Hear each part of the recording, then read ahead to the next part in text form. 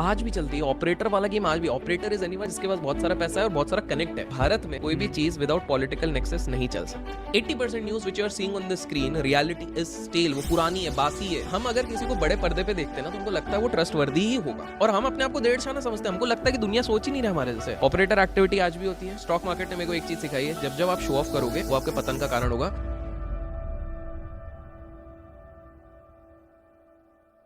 Hello अभिषेक भाई, hello, कैसे हैं आप? सब बढ़िया। आज क्या खा के शुरू करना है? आज तो कॉफी पी के शुरू करते हैं।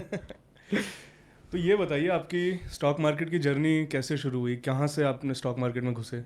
तो मुझे ना शेयर बाज़ार में करीब करीब 11 से 12 साल हो चुके हैं, 11.5, तो मैं 12 राउंड ऑफ कर रहा हूँ। तो मैं कोई ऐसी फैमिली से आता नहीं हूँ जिसका शेयर बाज़ार से बहुत ज़्यादा ताल्लुक है।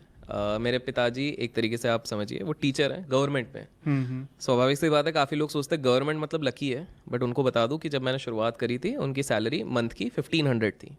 तो गवर्नमेंट मतलब ये नहीं होता है कि हर कोई IAS ऑफिसर ही होगा, गवर्नमेंट में भी अलग अलग होते हैं। ये तो 7th पे कमीशन के बाद सैलरीज बस एग्जैक्टली। अच्छा, आपके भी कोई हाँ, है? मम्मी पापा टीचर है मेरे भी। बस आप समझ गए।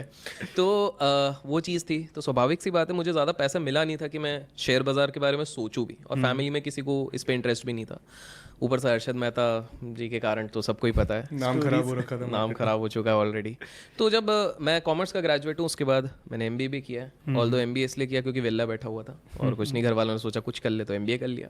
जब मैं कॉमर्स कर रहा था तो वहाँ पर एक सब्जेक्ट होता है बिजनेस स्टडीज़। हाँ। और बिजनेस स्टडीज़ में कैपिटल मार्केट करके सब्जेक्ट आता है। तो वहाँ पर हमारी एक फैकल्टी ने हमको असाइनमेंट दिया था, और लकीली मुझे वॉरेन बफेट के ऊपर ही असाइनमेंट मिला।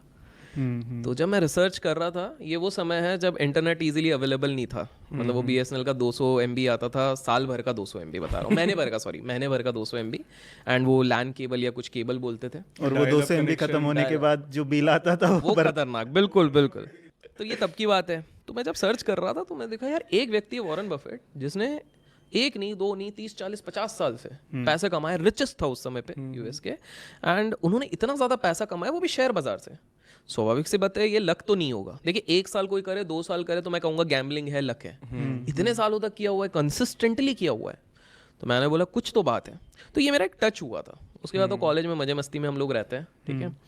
अब कॉलेज में एक और किस्सा हुआ था। कॉलेज में ये हुआ था कि एक मुंबई की बहुत प्रसिद्ध कॉलेज है SP जैन नामक, ठीक है। तो SP जैन और बहुत बड़े बड़े IIT और IIM वाले काफ़ी सारे लोग, भोपाल में एक कंपटीशन होने वाला था, उसमें आने वाले थे। और मुझे बहुत बड़ा ये हो गया था कि मुझे देखना रहता है, क्यूरोसिटी रहती है कि भाई क्योंकि देखिए मेरा ओरिजिन्स उड़ीसा का है, और आप अगर इकोनॉमिक्स भी पढ़ेंगे तो आपको पता लगेगा उड़ीसा थोड़ा पिछड़े उसमें आता है, मतलब इकोनॉमिकली इतना साउंड नहीं है। तो जब भी कोई इकोनॉमिकली उस लाइन से आता ना तो उसको हमेशा एक क्यूरोसिटी रहती है, अच्छा ये IIT वाले कैसे रहते हैं, IIM वाले कैसे, क्योंकि बहुत हाइप मची रहती है ना सबके सामने। तो मैंने बोला जाएंगे। तो मैं बहुत कॉम्पिटिशन्स में जाता था, और मुझे बहुत जल्दी एक रियलिटी क्रैक हुआ, नॉट टू ब्रैग, कि इन IITs और IIM वालों को मैं कॉम्पिटिशन्स में हराता था। अच्छा। और एक इसी तरह का कंपटीशन था जिसमें फाइनल राउंड पे SP जैन इसलिए बोला क्योंकि फाइनल राउंड पे वो भी थे, मैं भी था, और एक दो और टीम थे। तो उनको जज कर रहे थे BSc के एक बहुत बड़े ऑफिशियल उस समय के। अच्छा। तो जब ये सारा मेरा कंपटीशन हुआ, उसमें मैं रनर अप रहा, फर्स्ट नहीं आ पाया, रनर अप रहा, लेकिन वो BSc वालों ने समझा कि इसके अंदर स्किल है, टैलेंट है। तो उन्होंने बात में मेरे को बहुत सारी चीज़ें बताई। 1-1.5 घंटे हमारा डिस्कशन हुआ अलग से, जिसमें मेरे को और थोड़ा इंटरेस्ट बढ़ा। थर्ड फाइनल इंटरेस्ट तब बढ़ा जब मेरे जो साथ वाले लोग थे, तो कॉलेज के पहले सर्टिफिकेशन करने का थोड़ा शौक रहता है कि कोई सर्टिफिकेशन कर लिया जाए जब गैप है वो समर वेकेशंस पे।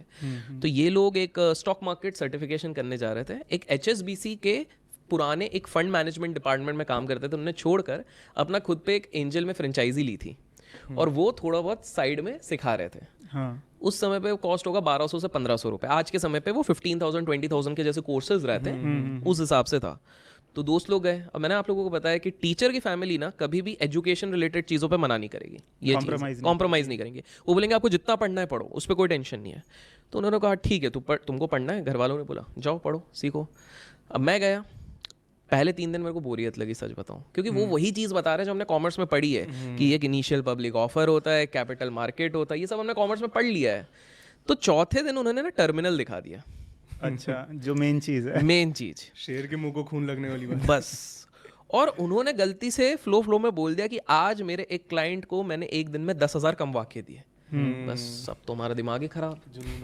क्योंकि हम उस समय पे ये सोच रहे हैं महीने की 15,000 की सैलरी लग जाए तो बहुत बड़ी बात है, और यहाँ पर कोई व्यक्ति बात कर रहा है दिन में 10,000 रुपये। मैंने बोला यार ये कोई तो चीज़ है इधर अब है। तो ये उस समय पे ना मेरे हिसाब से ज़ीरोधा तब आया नहीं था, जो आज का सबसे बड़ा डिस्काउंट ब्रोकर है। आने वाला था, उसके 2-3 साल बाद आने वाला था। तो उस समय पे फिजिकल ब्रोकर्स रहते थे। तो फिजिकल ब्रोकर्स में क्या रहता था कि आरएम रहता था, रिलेशनशिप मैनेजर। वो रिलेशनशिप मैनेजर ही आपका स्टॉक एडवाइजर रहता है। वो रिलेशनशिप मैनेजर ही आपसे बिजनेस निकलवाता है जो आपको पता भी नहीं रहता है। वो रिलेशनशिप मैनेजर ही आपकी डॉक्यूमेंटेशन करता है, और वही कस्टमर केयर है। उसके ऊपर मतलब ऑल इन वन सेल्स वाला बंदा है। जो भी